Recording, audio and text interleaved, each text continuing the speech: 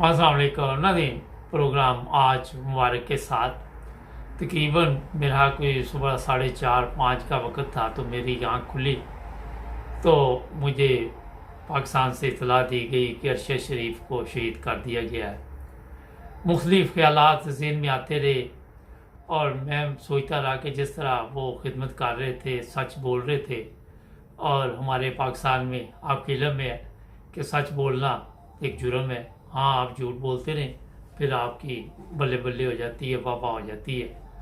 तो ये ख्यालात भी आते रहे कि ज़ाहिर है जो मैं अपना सोच रहा था कि पाकिस्तान में जिस तरह उनके ख़िलाफ़ केस दर्ज किए गए, फिर उन्हें मुल्क छोड़ने पर मजबूर किया गया पाकिस्तान, फिर वो दुबई वगैरह भी आए, लंदन भी आए और फिर कीनिया चले गए, तो वहाँ पे ये वाक़या पेश आया। तो मेरे ज़हन में ये भी ख्यालात आते रहे कि दुश्मन उनके काफ़ी थे, और आपके इल्म में है कि हमारे जो वज़ीर दाखिला है वो भी कातिल हैं बेशुमार लोगों के, जो शहबाज शरीफ है वो भी कातिल है, नवाज शरीफ है वो भी है, मरियम औरंगज़ेब वगैरह, ये सब लोग उन पर झूठे मुकदमात बना रहे थे और उन्हें परेशान कर रहे थे, और फिर उन्होंने पाकिस्तान छोड़ दिया।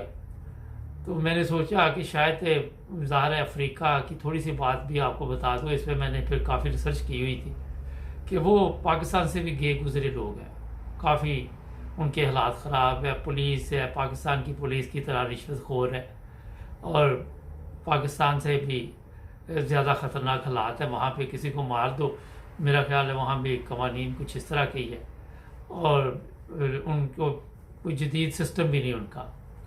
जो वाक़या पेश आया, जिस तरह बताया जा रहा है कि उनके सर पे गोली लगाई, हालांकि पुलिस से अगर आप देखें तो टांग में भी गोली लगा सकते थे, किसी और जगह भी गोली लग सकती थी, डायरेक्ट सर में गोली लगाई, और ये बड़ी एक सोचने वाली बात। अब देखने वाली बात ये है कि जिस तरह मैंने आज पाकिस्तान में भी बताया था कि उनको मुल्क क्यों छोड़ने के पर मजबूर किया गया, और जो लोग आके जरदारी या दूसरे लोग उनका अफसोस कर रहे हैं, इन्हें क्या फ़र्क पड़ता है, एक अरशद शरीफ चला जाए या जितने मर्जी चले जाए। और मेरा ख्याल है कि इनके दिल में वैसे भी कोई दर्द नहीं है, कोई ऐसी चीज़ नहीं है, क्योंकि ये इतने जालिम लोग हैं। और आपको ये भी मैं बता देता हूँ कि इसमें हमारी अदलिया का भी कसूर है, इसमें हमारे ऐसे इदारे हैं जो झूठे केस बनवाने के लिए आगे बढ़ बढ़ के हिस्सा लेते हैं, एजेंसियां भी शामिल हैं हमारी। अगर मेरे से पूछे तो हमारे मौजूदा चीफ ऑफ आर्मी स्टाफ भी इसके कसूरवार है।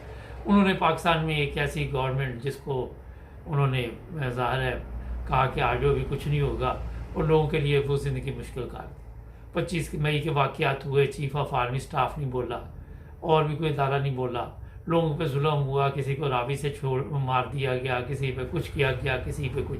असल में ये लोग जो है पाकिस्तान के मुखलस नहीं है। एक पाकिस्तानी की मौत है, एक बड़े आदमी थे अरशद शरीफ साहब, पूरी दुनिया में इस वक्त जो सोशल मीडिया पे जिस तरह सब कुछ देख रहे हैं आप या मीडिया पे, वहाँ से पता चल रहा है कि अल्लाह ताला ने उन्हें कितनी इज्जत दी। मगर क्या जो आज पाकिस्तान के गद्दार हैं, जिन्होंने पाकिस्तान के साथ ये जुल्म किया, कल को उनको ये इज्जत मिलेगी? ये बड़ा एक अहम सवाल है। बकौल उनके कि उन्होंने कौम की खिदमत की है, नज़र नहीं आई कहीं पे भी। बकौल उनके कि वो सियासत में हिस्सा नहीं लेते, बकौल उनके कि हमारे जो लोग हैं उनसे नहीं मिलते, जो सियासी रहनुमा है। तो ये बड़े सवालात हैं।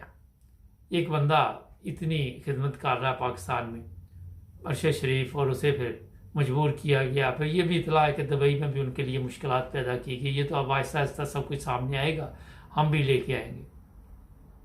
असल मुजरम ये हैं उसके, अगर मेरे से आप पूछते ज़ाती तौर पे, क्योंकि अभी जैसे ही कीनिया से आपको तस्दीक करेंगे, कीनिया से पता करेंगे, हो सकता है ये एक हादसा हो, कीनिया की पुलिस ने किया हो, मगर कीनिया की पुलिस से भी आप कोई अच्छी उम्मीद नहीं रख सकते।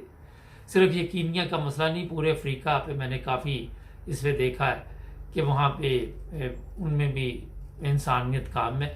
अगर मेरे से पूछे तो पाकिस्तान के अलावा जो भी इस्लामी ममालिक है, वहाँ पे ये इंसानी हुकूक का मसला है। बहरहाल यूरोप की तरह नहीं है। अब इंग्लैंड में किसी को इजाज़त नहीं इतनी जल्दी गोली किसी को मार दे, और फिर यूरोप जर्मनी वगैरह में भी वो पूरा मौका देते हैं, और फिर अगर ज़रूरत पड़े भी तो ऐसी जगह पे गोली टांग वगैरह पे मारते हैं जिससे अगला बंदा जो है वो जान से ना जा सके।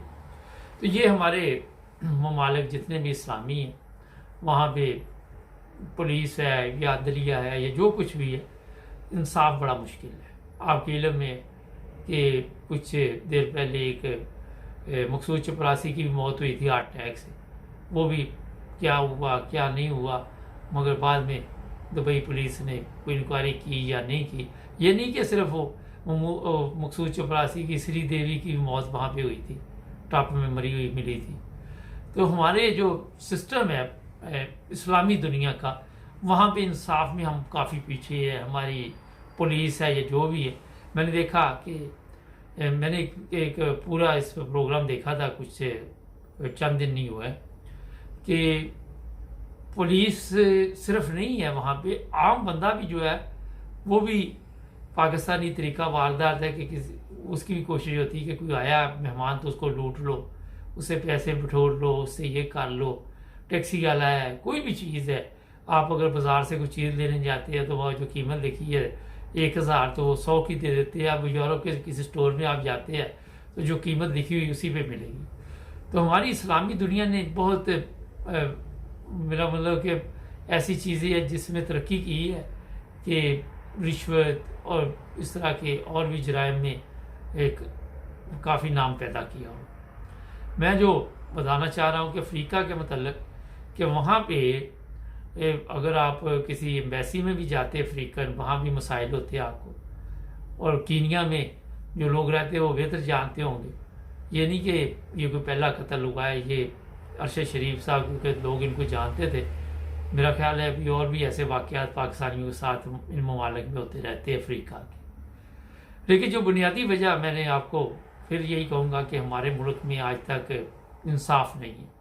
लोगों को मजबूर किया जाता है, किसी को मजहबी तौर पे परेशान किया जाता है, मुल्क छोड़ जाते हैं, किसी को सियासी तौर पे किया जाता है, फिर वो दूसरे ममालिक में जाके सियासी बना लेते हैं। झूठे मुकदमात का सिलसिला जारी है और जो बुनियाद है उसे हम ठीक नहीं करने की कोशिश करते। हमारे जी जज ने जी फलां ये खबर सुनी, वो भी हक्का बक्का रह गया, फलां ने ये सुनी हक्का बक्का, शहबाज शरीफ का बयान आ गया, फलां का बयान आ गया।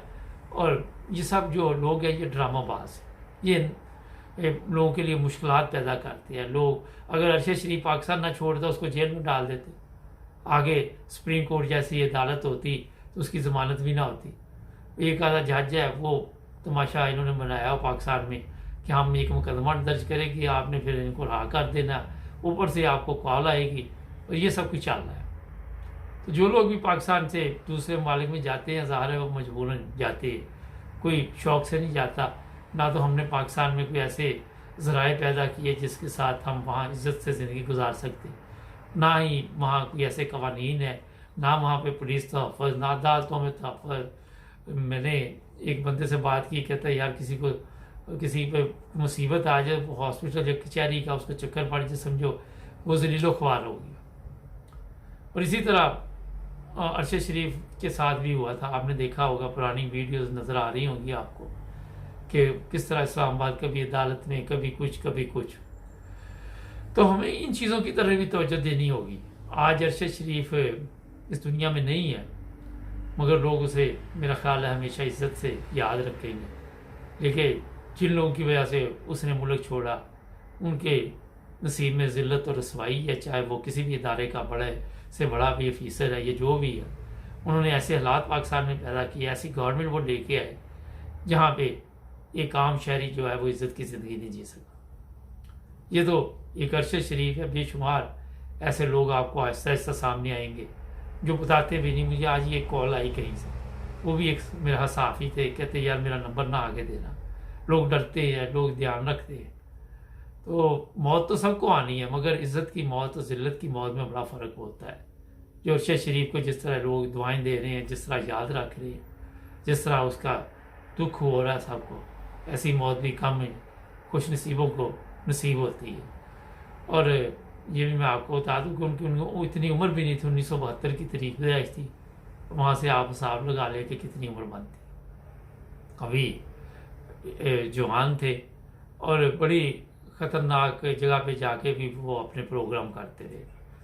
नाज़रीन, हमें पाकिस्तान के हालात को तब्दील करना होगा ताकि पाकिस्तानी वहाँ इज्जत से रह सके। हमारे चैनल को सब्सक्राइब करें, जुड़े रहें।